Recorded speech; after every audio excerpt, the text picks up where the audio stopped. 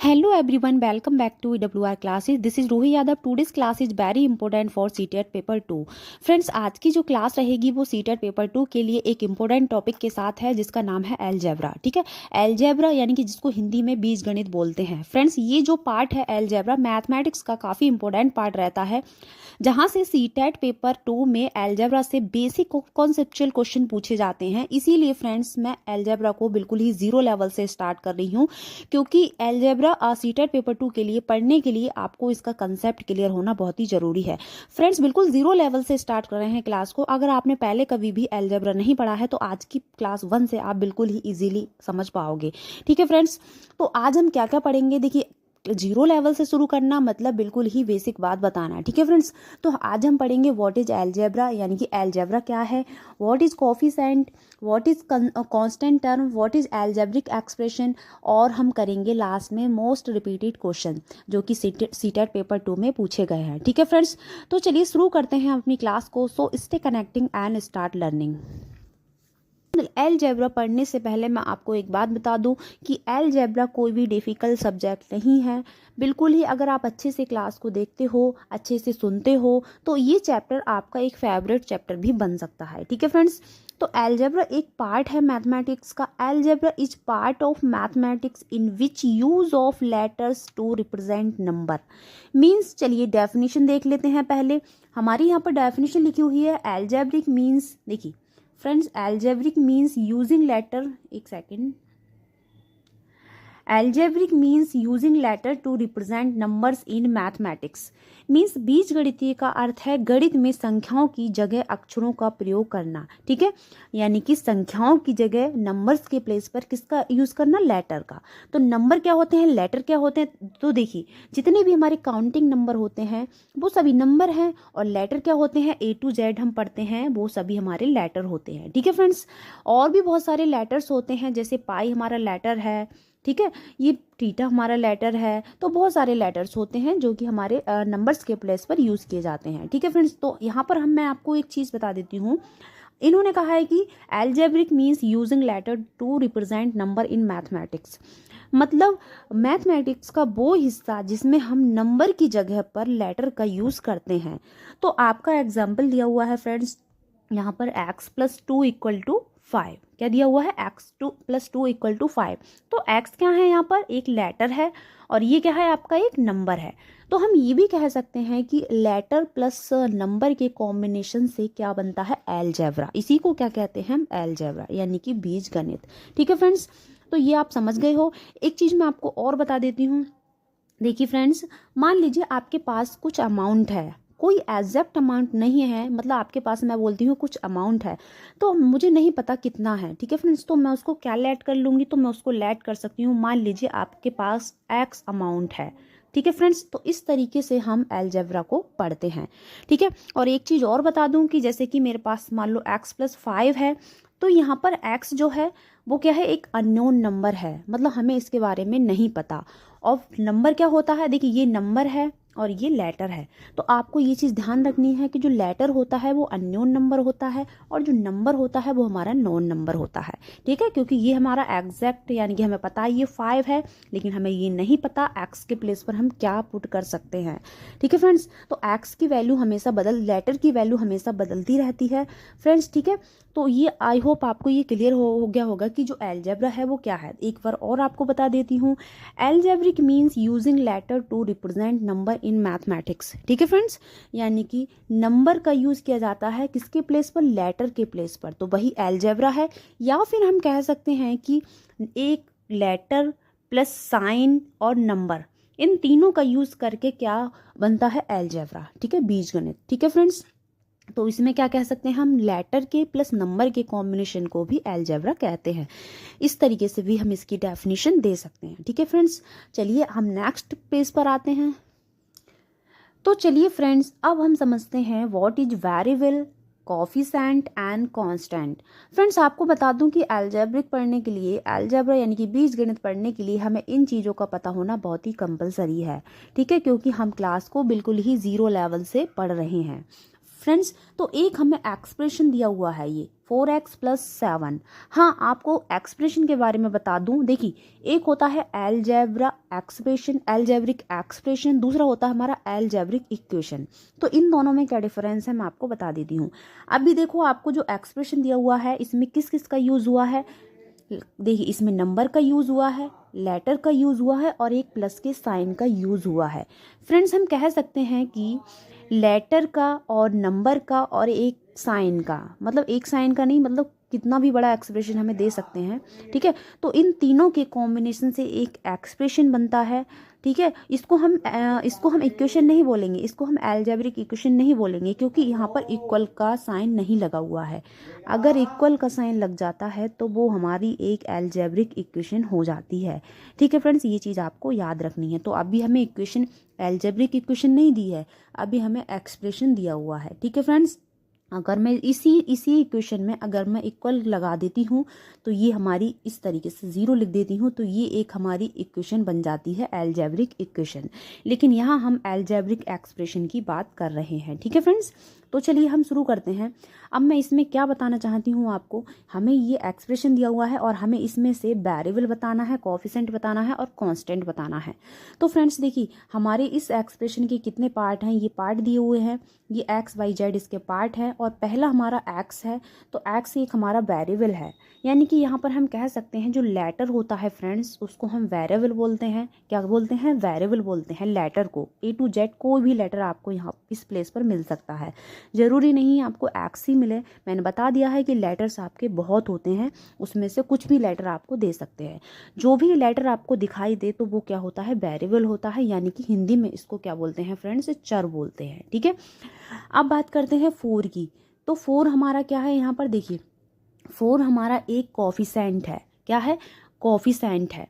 तो कोएफिशिएंट क्या होता है? Number with letter, number with letter, तो इसको हम कोएफिशिएंट बोलते हैं। जैसे कि यानी कि अगर मैं आपसे बात करूं कि x का कोएफिशिएंट इस एक्सप्रेशन में कितना है तो आप बोलोगे 4 है। कितना है? 4 है। जैसे कि मैं आपको 2x लिख देती हूं, अगर मैं बोलूं इस x का कोएफिशिएंट कितना है तो आप बोलोगे 2 है।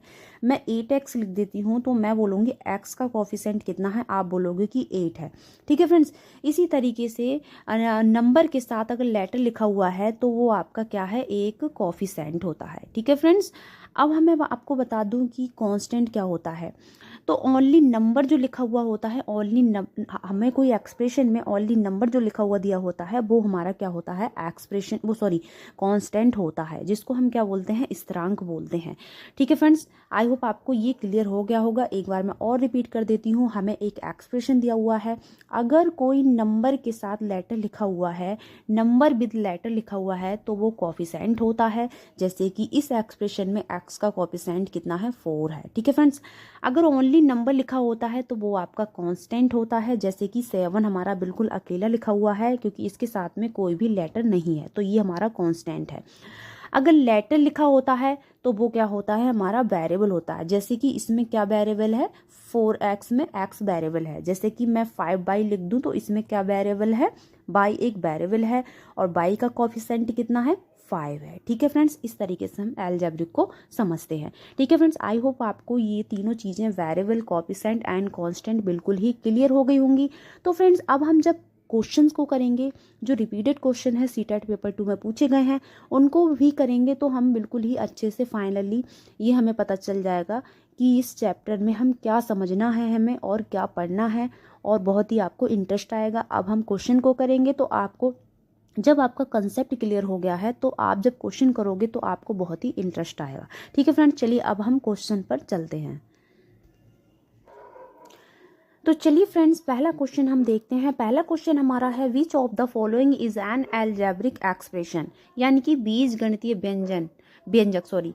तो पहले क्वेश्चन में हमारा पूछा गया है निम्नलिखित में से कौन सा बीजगणितीय व्यंजक है। तो बीजगणितीय व्यंजक मैंने आपको बताया था, यानी कि अलजेब्रिक एक्सप्रेशन क्या होता है मैंने आपको अच्छे से बताया था कि एक लेटर और साइन और नंबर तीनों का कॉम्बिनेशन होता है और इक्वल का साइन नहीं होता है तो वो हमारा अलजेब्रिक एक्सप्रेशन होता है। जैसे कि मैं आपको बता देती हूँ फ्रेंड्स, कोई भी हम एक लेटर ले लेते हैं और कोई भी हम एक साइन ले लेते हैं और एक हम नंबर ले लेते हैं, ठीक है। और हमारा ये इक्वल का साइन होता है, ये नहीं होना चाहिए, तो इतना हमारा क्या हो जाता है, एक अलजेब्रिक एक्सप्रेशन होता है। ठीक है फ्रेंड्स, ये मैं सिर्फ समझा रही हूँ, एक्सप्रेशन तो बड़े बड़े भी होते हैं, ठीक है, कितने भी उसमें लेटर्स होते हैं, कितने भी नंबर्स होते हैं, ठीक है फ्रेंड्स। तो ये तीनों का कॉम्बिनेशन होना चाहिए, वही हमारा एक्सप्रेशन होता है। अगर मैंने आपको एक चीज़ और भी बताई थी फ्रेंड्स, अगर यहाँ पर आपको इक्वल का साइन दे दिया जाता है इस तरीके से, यानी कि इस तरीके से आपको ये दे दिया जाता है, तो ये आपकी अलजेब्रिक इक्वेशन बन जाती है। तो ठीक है, हमें ये नहीं पढ़ना है इस वाले क्वेश्चन में, हमें इतना देखना है कि अलजेब्रिक एक्सप्रेशन क्या है। तो चलिए ऑप्शन में ढूंढते हैं ऐसा कौन सा ऑप्शन है जिसमें तीनों ही कॉम्बिनेशन दिया हुआ है। तो देखिए पहले में तो है ही नहीं, पहला तो हमारा सिर्फ नंबर दिया हुआ है, इसमें लेटर नहीं है। तो देखिए यहाँ भी देखिए दोनों नंबर ही दिए हुए हैं 8 और 6, और एक साइन दिया हुआ है, बट इसमें क्या नहीं है, इसमें हमारा लेटर नहीं है, और मैंने आपको बताया है कि तीनों का कॉम्बिनेशन होना चाहिए। तीसरे में आते हैं तो देखते हैं सी वाले ऑप्शन में, देखिए यहाँ पर एक लेटर है, एक साइन है और एक नंबर है, तो इसमें 3 कॉम्बिनेशन मिल चुके हैं friends, C is the correct answer. ठीक है, यानी कि यही हमारा बिल्कुल करेक्ट हो जाएगा। डी भी देख लेते हैं, तो डी में देखिए दोनों ही लेटर नंबर है और एक साइन है, यहाँ पर भी लेटर नहीं दिया हुआ है। ठीक है फ्रेंड्स, आई होप आप समझ गए होंगे कि अलजेब्रिक एक्सप्रेशन क्या है। ठीक है फ्रेंड, तो सी हमारा बिल्कुल करेक्ट आंसर हो जाएगा। चलिए नेक्स्ट क्वेश्चन पर चलते हैं फ्रेंड्स। अब हम देखते हैं सेकंड क्वेश्चन में। सेकंड क्वेश्चन में क्या कहा गया है, in the expression 7a+5 what is the variable, यानी कि चर हमसे पूछा गया है। तो फ्रेंड्स मैंने आपको बताया था कि जिस संख्या का मान हमेशा बदलता रहता है, यानी कि जैसे कि हमारा x है, x+5, ठीक है, तो यहाँ पर हम कुछ भी पुट कर सकते हैं, तो मतलब लेटर को ही क्या बोलते हैं, और मैंने आपको ये भी बताया था अभी कि लेटर को ही हम क्या बोलते हैं फ्रेंड्स, वेरिएबल बोलते हैं। तो यहाँ पर देखते हैं और कौन से ऑप्शन में लेटर दिया हुआ है, वही हमारा क्या है, चर है, यानी कि वही हमारा क्या है, वेरिएबल है। तो देखिए सी ऑप्शन में हमें ए दिया हुआ है, यही हमारा लेटर है, यानी कि लेटर्स आप ध्यान रख सकते हो कि लेटर इक्वल टू क्या हो जाएगा, हमारा जो लेटर है वही क्या है, हमारा वेरिएबल है। ठीक है ना, यानी कि चर है।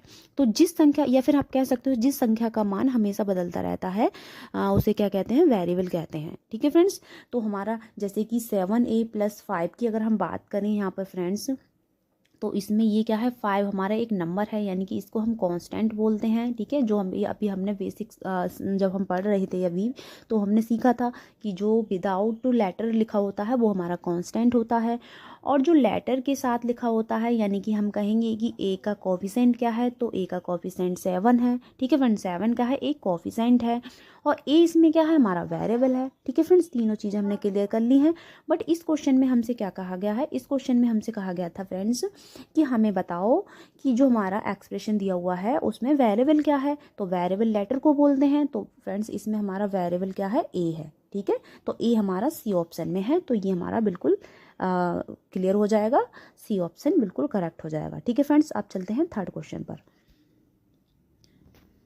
तो फ्रेंड्स यहाँ पर हम थर्ड क्वेश्चन देखते हैं। थर्ड क्वेश्चन में हमें दिया हुआ है what is the coefficient of x in the expression minus का 3x प्लस का 9, यानी कि व्यंजक माइनस का 3x प्लस 9 में एक्स का गुणांक क्या है। देखिए गुणांक भी बोलते हैं, हिंदी में गुणांक बोलते हैं और इंग्लिश में इसको कोफिशिएंट बोलते हैं। ठीक है फ्रेंड्स, तो अगर मैं बात करूं कि 9x², मेरे पास 9x² है, अगर मैं आपसे पूछूं x² का कोफिशिएंट क्या है, तो आप बताओगे 9। मैं बोलूं 8x में x का कोफिशिएंट क्या है, तो आप बताओगे 8। ठीक है फ्रेंड्स, यानी कि हम कह सकते हैं कि कोई भी नंबर लेटर के साथ लिखा हुआ होता है तो उस लेटर का वो कोफिशिएंट होता है। ठीक है ना, तो यहाँ पर देखिए हमसे किसका कोफिशिएंट पूछा गया है फ्रेंड्स, एक्स का। तो हम अपनी एक्सप्रेशन देखते हैं कौन सा है, हमारा एक्सप्रेशन है माइनस का 3x प्लस का 9। तो एक्स का कोफिशिएंट क्या है, तो आप विद नंबर विद साइन के आप इसको बता दोगे कि माइनस का 3 जो है हमारा एक्स का कोफिशिएंट है। ठीक है फ्रेंड्स, किसका, एक्स का कोफिशिएंट है। तो हमारा 3 यानी कि सेकंड ऑप्शन बिल्कुल क्लियर हो जाएगा फ्रेंड्स। एक बार और बता देती हूँ, कोफिशिएंट क्या होता है, कोफिशिएंट होता है जिसको नंबर और लेटर एक साथ लिखे हुए होते हैं। ठीक है फ्रेंड्स, तो वो लेटर का जो नंबर लिखा होता है वो लेटर का क्या होता है, कोफिशिएंट होता है। ठीक है फ्रेंड्स, आई होप आपको क्लियर हो गया होगा कि कोफिशिएंट क्या है। जैसे कि मैं आपसे पूछ लूँ कि एक्स क्यू लिखा हुआ है और यहाँ पर 8 लिखा हुआ है, तो मैं पूछ लूँ कि एक्स क्यू का कोफिशिएंट क्या है, तो फ्रेंड्स क्या है, 8 है।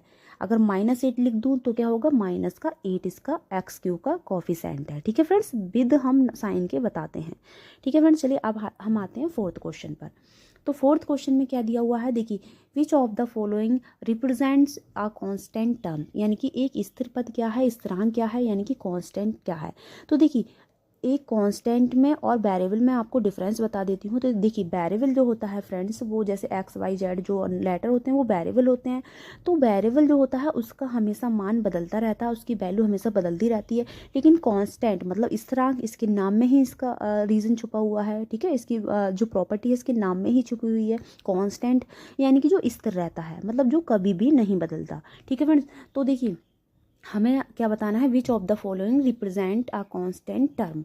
तो इसमें से कांस्टेंट टर्म कौन सी है, तो देखिए ये कांस्टेंट है क्या, नहीं है, ये भी नहीं है। तो इसमें 11 का है एक कांस्टेंट टर्म है, ठीक है, क्योंकि 11 की वैल्यू 11 ही एग्जैक्ट रहेगी, ये नहीं बदलेगी।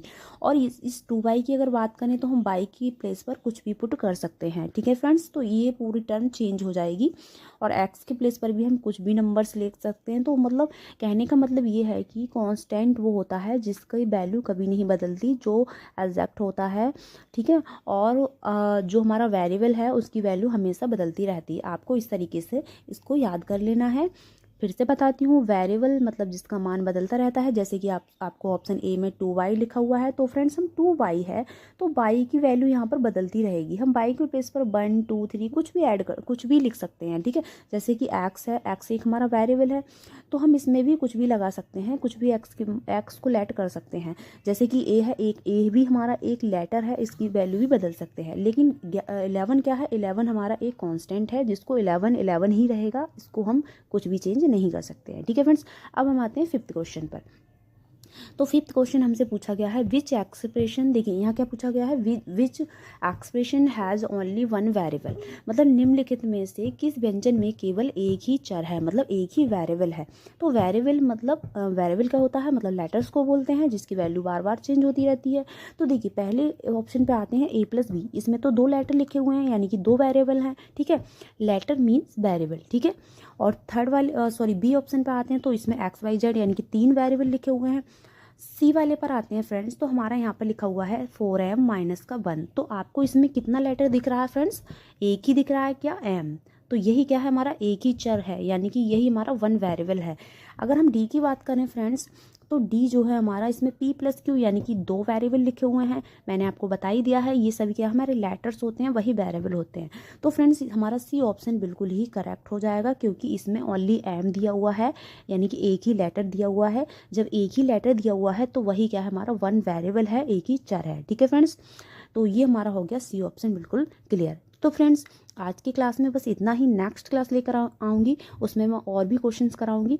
तो फ्रेंड्स अगर आपको वीडियो पसंद आया हो तो please like share and subscribe जरूर करना। Thank you so much for watching my video.